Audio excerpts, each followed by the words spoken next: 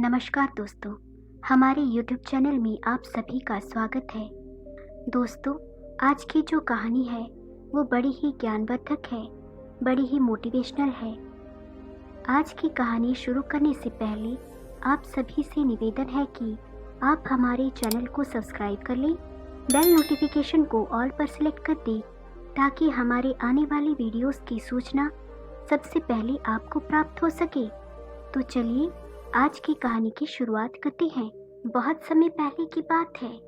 एक गांव में एक शिव नाम का किसान रहता था और उस किसान के 4 पुत्र थे। चारों पुत्र शिव के धीरे धीरे बड़े हो रहे थे। शिव के 3 बेटे तो काफी बुद्धिमान थे, लेकिन उसका जो छोटा बेटा था वह कुछ कम बुद्धि वाला था।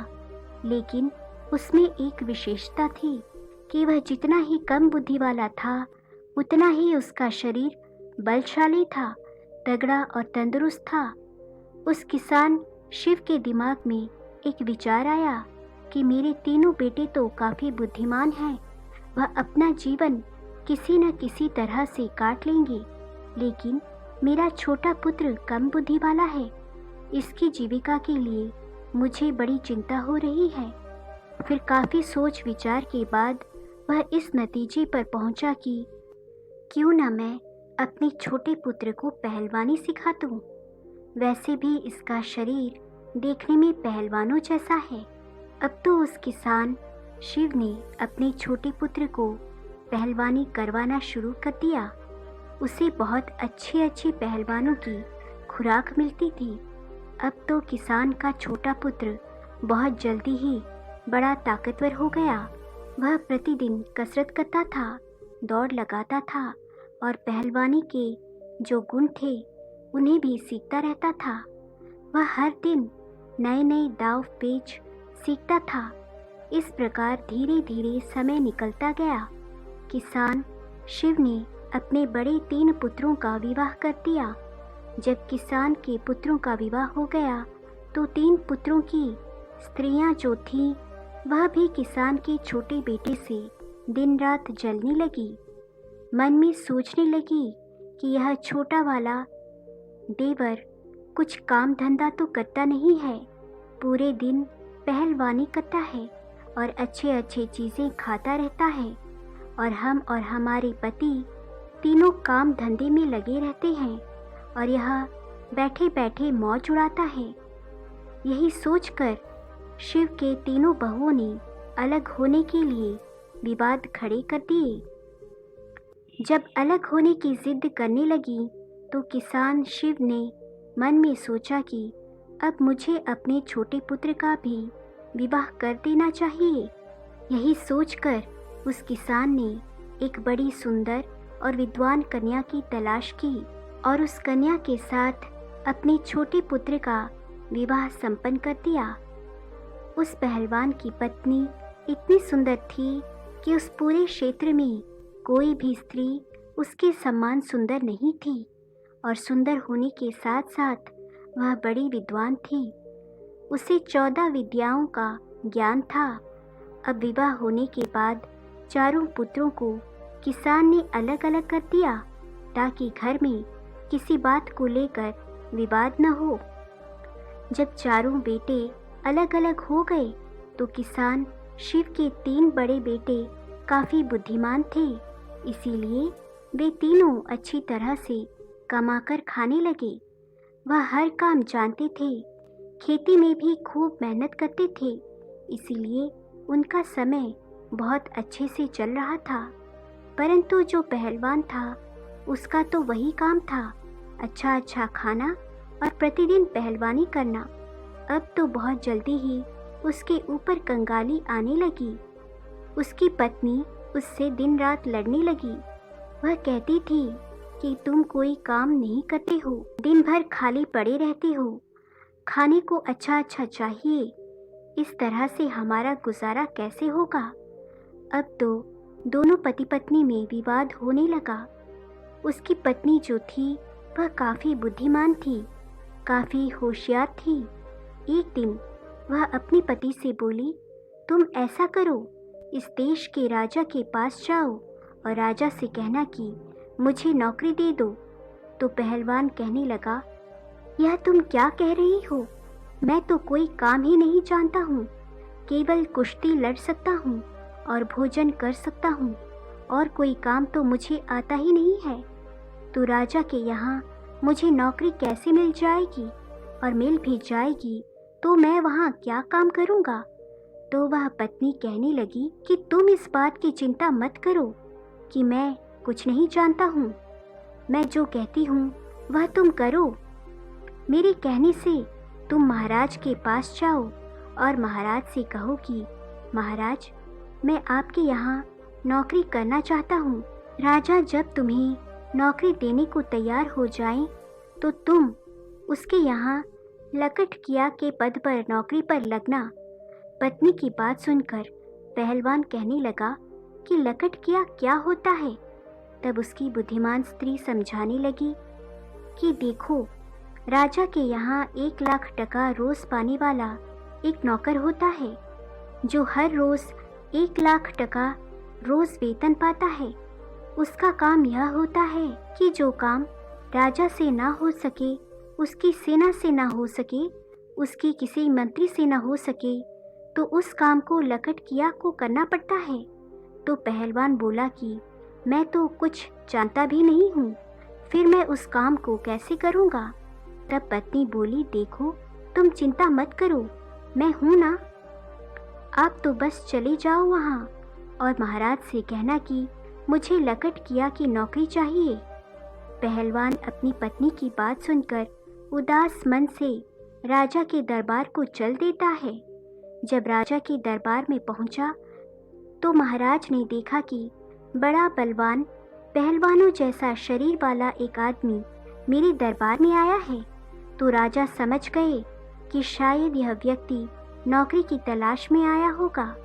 महाराज ने उससे पूछा कि आप किस लिए आए हो? तो वह कहने लगा, महाराज, मुझे नौकरी चाहिए। राजा ने पूछा, अच्छा ठीक है, आप हमें बताओ कि आप करोगे क्या? आप क्या कर सकते हो? तब वह पहलवान कहता है, महाराज, जो काम आपसे नहीं होगा, जो काम आपकी सेना से नहीं होगा, किसी मंत्री से नहीं होगा, वह काम मैं करूँगा, परंतु इसके बदले में मैं आपसे 1,00,000 टका रोज का वेतन लूँगा। राजा कहने लगा, अच्छा, लकटकिया की नौकरी करोगे? वह पहलवान कहने लगा, जी महाराज। राजा ने अपने मंत्रियों से विचार विमर्श किया और कहा, देखो तो ज़रा, क्या हमसे पहले भी किसी राजा ने किसी लकटकिया को नौकरी पर रखा है या नहीं? अब तो राजा के मंत्री ने जब पहले दस्तावेजों में देखा तो उन्हें पता चला कि महाराज के पिता ने भी एक लकटकिया को रखा था। तो मंत्री कहने लगा, महाराज, आपके पिता ने भी एक लकटकिया को नौकरी पर रखा था। अपने मंत्री की बात सुनकर राजा ने कहा, तो ठीक है, हम भी अपने यहाँ एक लकटकिया को रखते हैं। यही सोचकर राजा ने उस पहलवान को लकटकिया के रूप में अपने यहाँ नौकरी दे दी। लकटकिया कहने लगा, तो ठीक है महाराज, आप मुझे रहने के लिए कोई अच्छा सा कमरा दे दीजिए। जब भी कोई ऐसा काम पड़ेगा जो आपसे ना हो, आपकी सेना से ना हो, आपके किसी मंत्री से ना हो, तो आप खबर भेजकर मुझे बुलवा लेना। राजा ने उस पहलवान को अपने यहाँ जो शाही बाग था उसमें रहने को कह दिया। उस शाही बाग में एक बहुत सुंदर महल बना हुआ था। राजा ने कहा, हे लकटकिया, तुम इस महल में आराम से रह सकते हो। जब मुझे आवश्यकता पड़ेगी तो मैं आपको बता दूंगा। उसी दिन से वह पहलवान 1,00,000 टका वेतन रोज पाने लगा। रहने के लिए उसे राजा की तरफ से एक महल भी मिल गया। अब तो वह पहलवान बड़े ही आराम से उस राजसी महल में रहने लगा। प्रतिदिन पहलवानी करता था, बगीचे में घूमता था और आराम से सो जाता था।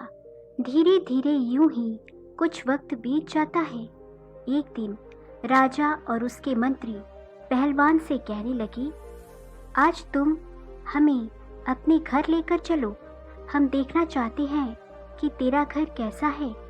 अब तो वह पहलवान महाराज के आदेश को टाल न सका और मंत्री और राजा को लेकर अपने गांव के लिए चल देता है। वह पहलवान राजा और मंत्री को अपने घर बुला लाता है। पहलवान की पत्नी बड़ी सुंदर थी और बड़ा ही स्वादिष्ट भोजन बनाती थी। उसने देखा कि राजा और मंत्री हमारे घर आए हैं, तो उसने बड़ा ही स्वादिष्ट भोजन बनाया और उन्हें अपने हाथों से परोसा। राजा की नज़र पहलवान की पत्नी पर चली गई। पहलवान की पत्नी तो सुंदर थी ही, इतनी सुंदर थी कि राजा की रानी भी उसके सामने कुछ नहीं थी। राजा यह देखकर आश्चर्य में पड़ गया और भोजन करने के बाद महाराज और मंत्री वापस चले आए। अब राजा मंत्री से कहने लगा, मंत्री, इस पहलवान की पत्नी कितनी सुंदर है, हमारी रानी भी इतनी सुंदर नहीं है। मंत्री ने कहा, हाँ महाराज, सुंदर तो है, परंतु क्या किया जाए, यह तो अपना अपना नसीब है। किसी के नसीब में सोना है तो किसी के नसीब में मिट्टी भी नहीं। राजा बोला, मंत्री, मुझे यह बताओ कि हम इसकी पत्नी को पाना चाहते हैं, किस तरह से हम इसकी पत्नी को अपनी पत्नी बना सकते हैं, हमें क्या करना चाहिए। दोस्तों, कहते हैं राजा, योगी, अग्नि, जल इनकी उल्टी रीत है, इनसे हमेशा बचकर चलो। राजाओं के उल्टे नियम होते हैं। राजा और मंत्री सोचने लगे, पहलवान की पत्नी को राजा के महलों में कैसे लाया जाए। अब तो वे उसी दिन से पहलवान की पत्नी को हड़पने का षड्यंत्र रचने लगे।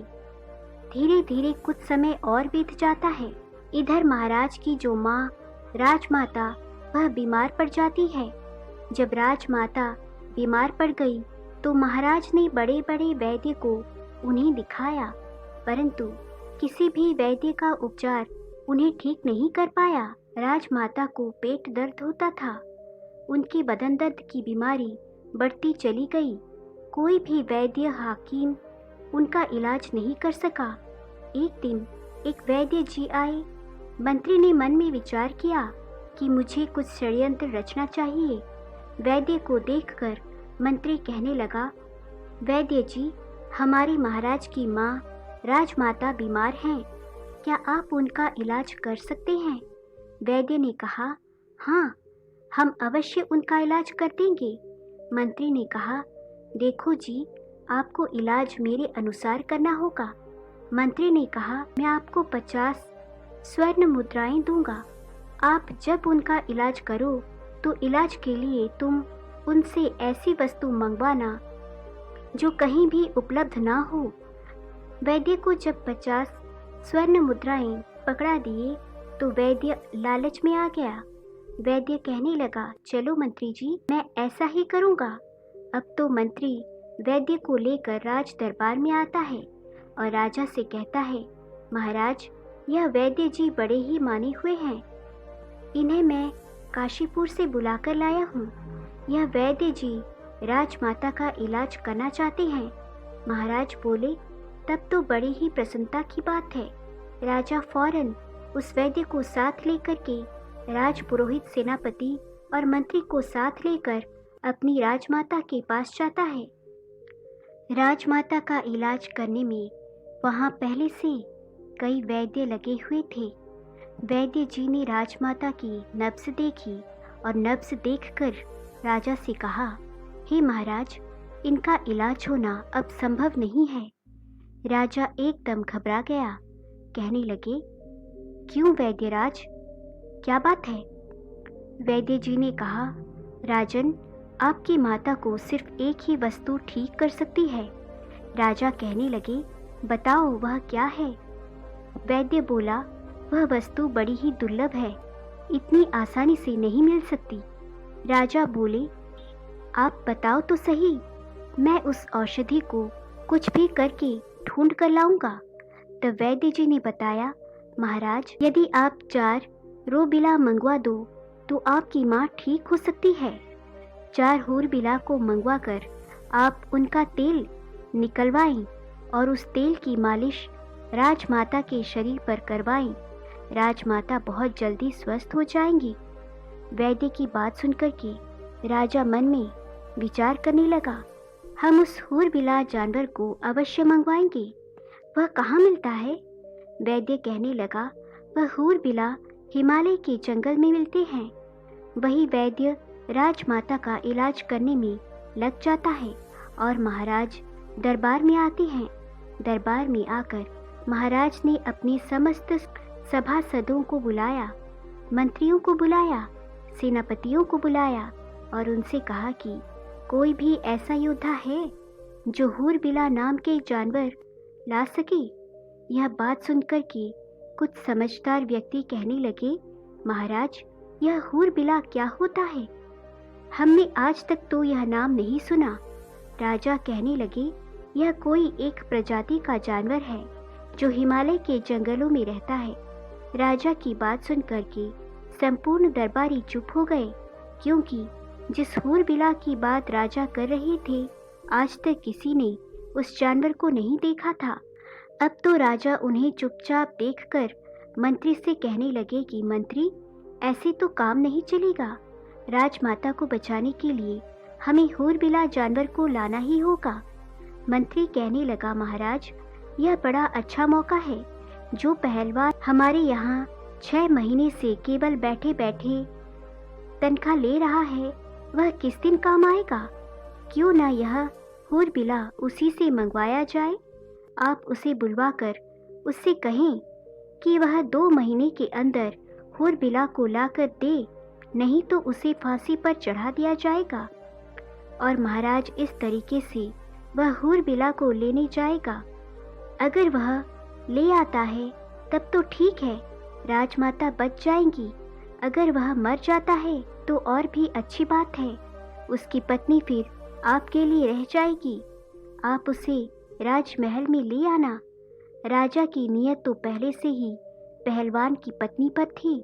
राजा कहने लगा, वाह मंत्री, क्या अच्छा सुझाव दिया है। पहलवान अब भी हूरबिला नहीं ला सका तो हम उसको फांसी पर चढ़ा देंगे, क्योंकि वह 6 महीने से लाख टका रोज ले आ रहा है। अब तो राजा ने बिना देर किए 4 सिपाही भेजे और पहलवान को अपने दरबार में बुला लिया। पहलवान महाराज के दरबार में आ जाता है। महाराज ने कहा, हे पहलवान, तुम काफी समय से बैठे बैठे वेतन ले रहे हो, अभी तक कोई काम तुमने हमारा नहीं किया है। अब एक आवश्यक काम आ गया है। पहलवान बोला, महाराज आज्ञा कीजिए, मैं अवश्य करूँगा। तब राजा कहता है कि हमें 4 हूरबिला की ज़रूरत है। उनका तेल निकलवाना है और तेल निकलवा कर राजमाता के शरीर पर मालिश करनी है, जिससे उनकी बीमारी दूर हो सके। राजा की बात सुनकर पहलवान सोच में पड़ गया। कहने लगा, महाराज मुझे कुछ समझ में नहीं आया, यह हूरबिला क्या होता है? राजा ने कहा, हम भी नहीं जानते, लेकिन तुम्हें लाना है। काफ़ी सोच विचार के बाद पहलवान कहने लगा, महाराज आप मुझे कुछ समय दीजिए। राजा बोले कि इसके लिए मैं आपको 1 महीने का समय देता हूँ। यदि आप 1 महीने में हूरबिला को नहीं ला पाए तो आपको फांसी पर चढ़ा दिया जाएगा। पहलवान महाराज की बात सुनकर घबरा जाता है और अपने बगीचे में आ जाता है। मंद बुद्धि का तो वह था ही। मन में विचार करने लगा कि चलो देख लूँगा, अगर कहीं मिलेगा तो हमारे पास 2 महीने का समय है। इस प्रकार 4 दिन का समय तो वह वहीं पर निकाल देता है। अब इधर राजा और मंत्री और सेनापति मन में विचार करने लगे कि लगता है वह अभी तक हूरबिला को लेने नहीं गया है। 4 दिन से आराम से बाग में सो रहा है। आप उसके पास जाइए और उससे कहिए कि वह जल्दी से जल्दी हूरबिला को लेकर आए, वरना हम उसे फांसी पर चढ़ा देंगे। सुनकर के राजा कहने लगे, ठीक है, मैं जाता हूँ और देखता हूँ कि तक क्यों नहीं गया है। ऐसा विचार करके राजा उस पहलवान के घर पर जाते हैं। पहलवान ने यह बात अपनी पत्नी को कभी नहीं बताई थी। पहलवान की पत्नी बड़ी विद्वान थी। उसने एक 100 हाथ गहरा कुआं अपने आंगन में खुदवा रखा था और कुएं के ऊपर उसने एक खाट बिछा रखी थी। उस चारपाई को उसने कच्चे सूत से बनवाया था। उसके ऊपर मली बिस्तर लगा दिया था। इधर जब राजा ने दरवाज़ा खटखटाया और आवाज़ लगाई तो पहलवान की पत्नी ने आकर दरवाज़ा खोला और द्वार पर राजा को देखकर कहने लगी, महाराज, आप यहीं बाहर विराजें, मैं आपके लिए भोजन लेकर के आती हूँ। मेरे पति इस समय घर पर नहीं हैं। राजा कहने लगे, अरे नहीं नहीं, मैं बाहर क्या करूँगा, मैं तो आपके साथ अंदर चलता हूँ। अब तो राजा पहलवान के बारे में उसकी पत्नी से गलत बातें करने लगा। कहने लगा, हे सुंदरी, लगता है पहलवान आपको अच्छे से नहीं रखता है और वह आपको क्या अच्छे से रखेगा, वह तो खुद दूसरे की नौकरी करता है। अगर तुम हमारे महलों की रानी होती तो जिंदगी कितनी खूबसूरत होती। राजा के मुख से जब इस तरह की मीठी मीठी बातें पहलवान की पत्नी ने सुनी तो वह समझ गई कि लगता है राजा की नीयत खराब हो गई है, इसीलिए अब इनको सबक सिखाना चाहिए। पहलवान की पत्नी ने राजा से कहा कि आओ महाराज, अंदर आइए, आप ठीक कह रहे हैं, पहलवान किसी भी तरह से मेरे योग्य नहीं है। अब मैं ही उसको छोड़ दूंगी और आज से मैं तुम्हारे साथ रहूंगी। उसने और भी दिमाग से काम लिया। अब तो राजा उसकी बातों में आ गया और उसके साथ अंदर चला जाता है। उसके घर में पहलवान की पत्नी ने जो उसने कच्चे सूत का पंगल बनाकर कुएं के ऊपर बिछा रखा था, उसके ऊपर मखमल की चादर बिछा दी थी। उसने राजा से कहा, आप इस चारपाई पर बैठिए, मैं आपकी सेवा करती हूँ। जैसे ही राजा उस चारपाई पर बैठता है तो कच्चे धागे से बना हुआ वह पंगल टूटकर उसी कुएं में गिर जाता है। राजा उस कुएं में गिर जाता है। महाराज सोचने लगे कि यह क्या हुआ, अब तो मैं फंस गया। इधर महाराज नीचे गिर जाते हैं और उधर पहलवान बड़े आराम से समय पास कर रहा था। जब सुबह हुई तो पहलवान की पत्नी ने अपने अपने देवर जेठ के पुत्रों को बुलाया। उनके कई पुत्र थे। उन्हें बुलवाया और उनसे कहा कि मैं आपको 2 स्वर्ण मुद्राएं दूंगी, इसमें एक व्यक्ति है, उसे बाहर निकालो। उसके पुत्रों ने उस राजा को बाहर निकाला और आदेश दिया कि इसको बांधकर इसके ऊपर 50 कोड़ लगाए जाएं। अब तो पहलवान की पत्नी के आदेश पर राजा को 50 कोड़ लगाए गए और कहा कि इसको वापस इसी कुएं में डाल दिया जाए। उन पुत्रों ने वापस उसको कुएं में डाल दिया। पहलवान की पत्नी ने कहा कि एक मटके में पानी और 2 रोटी इस कुएं में नीचे रख दो। रस्सी की सहायता से रोटी और पानी भी कुएं में पहुंचा दिए गए। अब तो रोजाना राजा के साथ वैसा ही व्यवहार किया जाता था। उधर राजा मन में विचार करने लगा कि अब तो मैं बहुत बुरा फंस गया हूँ। अब तो उसके भतीजे रोज उसको कुएं से निकालते और 50 कोड़े मारकर फिर से कुएं में डाल देते थे। राजा को पीटते पीटते 3 से 4 दिन हो गए। राजा जब अपने दरबार में नहीं पहुंचा, अपने घर नहीं पहुंचा, तो मंत्री विचार करने लगा कि महाराज को क्या हुआ। महाराज काफी दिन से पहलवान की पत्नी के पास गए थे, न जाने क्या कर रहे हैं, मुझे भी चलकर देखना चाहिए। ऐसा विचार करके मंत्री भी चल देता है और जब काफी अंधेरा हो जाता है तो मंत्री उस पहलवान की पत्नी के घर के द्वार पर पहुंच जाता है। आवाज लगाई तो पहलवान की पत्नी बाहर आती है। बाहर आकर देखा तो राजा के मंत्री थे। मंत्री कहने लगा, देखो, मैं राजा का मंत्री हूँ और आपसे मिलने आया हूँ। पहलवान की पत्नी बोली, आप क्यों आए हैं? पहलवान की पत्नी के ऊपर मंत्री की भी नीयत खराब थी। मंत्री कहने लगा कि मैं इसीलिए आया हूँ, देखो, पहलवान तो अब मर जाएगा, वह जीवित नहीं रहेगा, क्योंकि वह हिमालय के जंगलों में गया है और तुम कहाँ अकेली यहाँ रहोगी, इसीलिए तुम मेरे साथ चलो, मैं आपको महाराज के महलों में लेकर के चलूँगा। पहलवान की पत्नी ने जब मंत्री की बात सुनी तो वह उसके दिमाग को भी समझ गई। उसने फिर से दिमाग से काम लिया और कहने लगी, आप मेरे साथ आइए। इस प्रकार पहलवान की पत्नी मंत्री को बुलाकर अंदर ले गई और उसी खाट पर, जिस पर कच्चा सूत लगा हुआ था, उस खाट पर मंत्री को बिठा दिया। मंत्री जैसे ही खाट पर बैठा तो एकदम से कुएं के अंदर गिर पड़ा और राजा के ऊपर जाकर गिरा। राजा देखकर कहने लगा कि मंत्री जी, तुम यहाँ कैसे पहुँचे? मंत्री ने कहा, महाराज आप यहाँ कैसे? महाराज ने जवाब दिया, मैं पहलवान की पत्नी की खातिर खुशामद में हूँ। अब तू भी आ गया है तो और भी अच्छा हुआ। इधर जब सुबह हुई तो पहलवान की पत्नी ने अपने जेठ के पुत्र को बुलाया। अपने कुटुंब के जो पुत्र थे उन्हें बुलवाया। उनका रोजाना का नियम बन गया था। वह आए और उन्होंने एक रस्सी डाल दी और उन्होंने बोला, नंबर 1।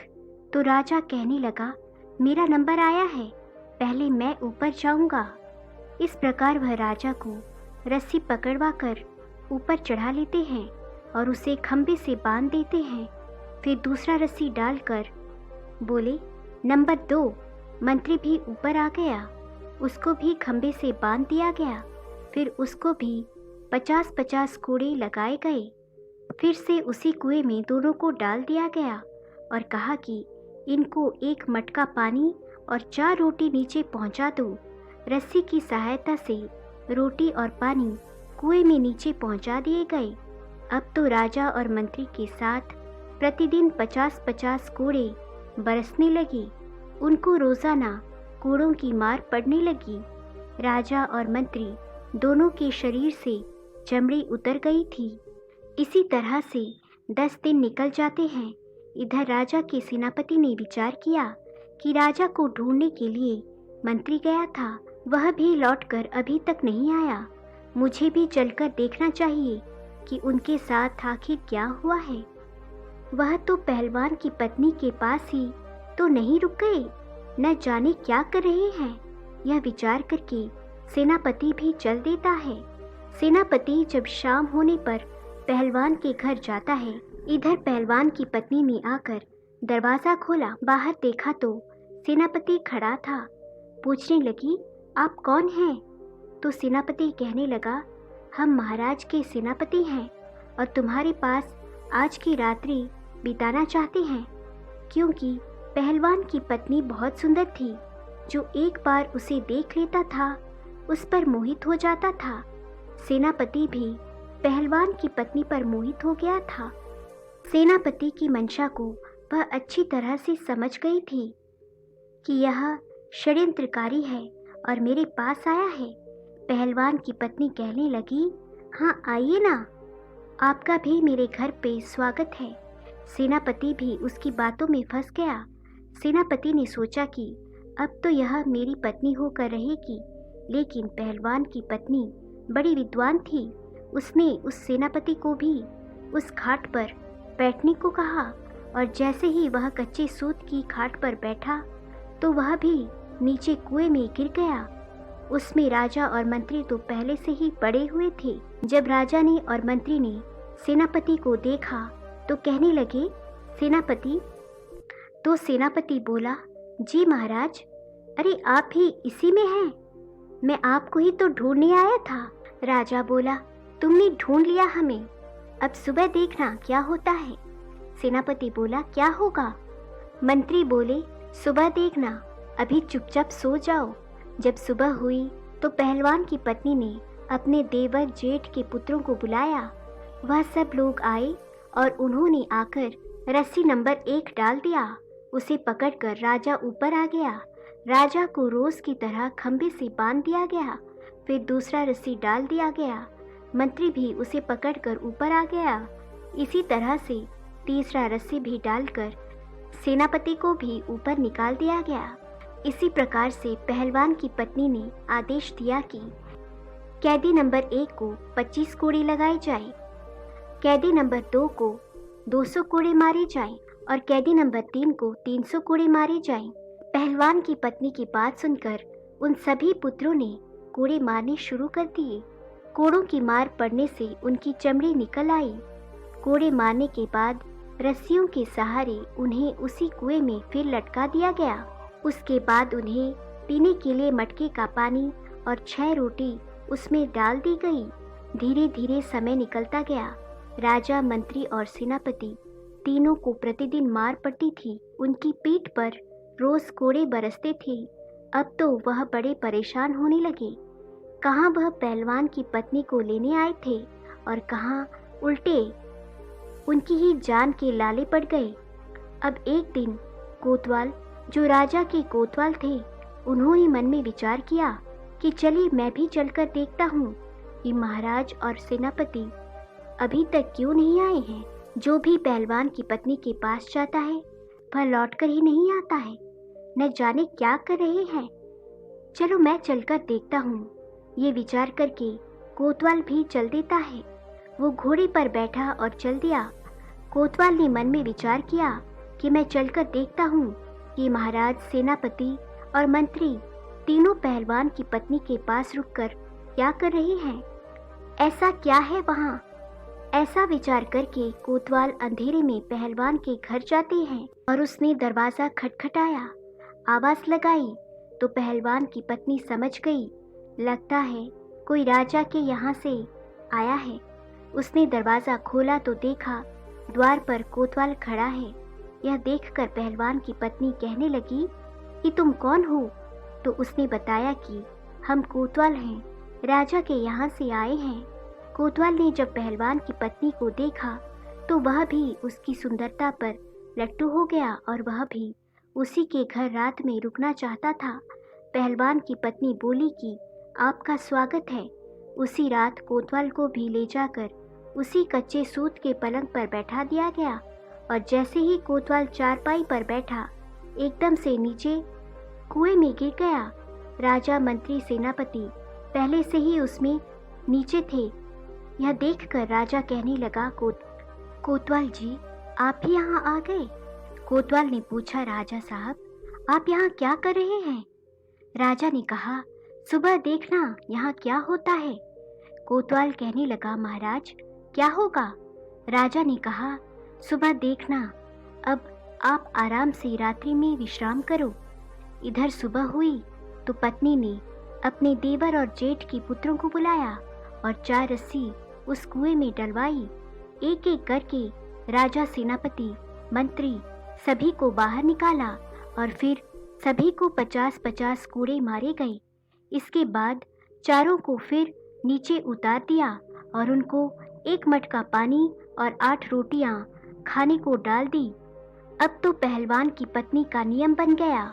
अपने देवर, जेठ के पुत्रों को बुलाती, उन्हें बाहर निकालती और उनको 50-50 कोड़े लगवाती। उसी कुएं में फिर से उन्हें नीचे डाल देती। अब तो वे चारों उस कुएं में पड़े पड़े बीमार पड़ने लगे। अब तो राजा मन में विचार करने लगा कि यहाँ से कैसे छूटा जाए। अब वे मन ही मन बहुत दुखी हो रहे थे। इधर पहलवान मन में विचार करने लगा कि अब मैं हूरबिला को कहाँ से लाऊं। अगर नहीं ला पाया तो राजा निश्चित ही मुझे फांसी पर चढ़ा देगा।